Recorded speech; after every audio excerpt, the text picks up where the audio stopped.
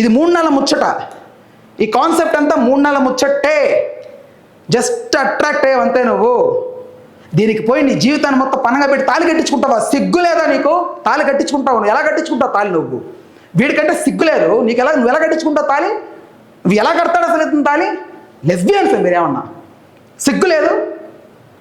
నవ్వుతావా? నా మొగుడు అంటావు ఒకసారి, నా తండ్రి అంటావు ఒకసారి, నా తల్లి అంటావు ఒకసారి, నా మా అమ్మ అంటావు. ఏంది? నా మొగుడు అంటావు, నా పిల్లం అంటావు. ఏంటి? ఎలా? పిచ్చా నీకేమన్నా? చదువుకున్నావు నువ్వు ఆల్రెడీ. ఇదివరకు ఏదో గురువు దగ్గర నేను ప్రాక్టీస్ చేశాను, ఇదివరకు నేర్చుకోవాలనుకున్నా అంటే నీకు అప్పుడు చిన్నప్పటి నుంచే ఉంది నీకు. ఎలా అయినా నేను ఈ మంత్ర ఈ కాన్సెప్ట్లో బ్రతకాలి అని కనపడ్డాడు ఒకడు, నచ్చి వెళ్ళిపోయావు. నువ్వు నచ్చి వెళ్ళేవా లేకపోతే ప్లాన్ ఎగ్జిక్యూషనా ఏమో నాకు అర్థం కావట్లే. కానీ ఖచ్చితంగా నేను మాటిస్తున్నా, గుర్తుపెట్టుకో. ఇదే నీకే చాలా క్లియర్గా చెప్తున్నా, విను.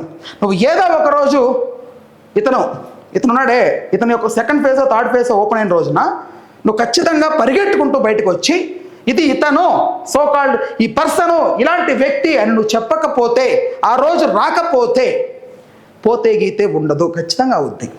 నేను రాసిస్తా ఈ మాట. ఖచ్చితంగా నా వృత్తినైనా పణంగా పెట్టి చెప్పగలుగుతా ఈ మాట.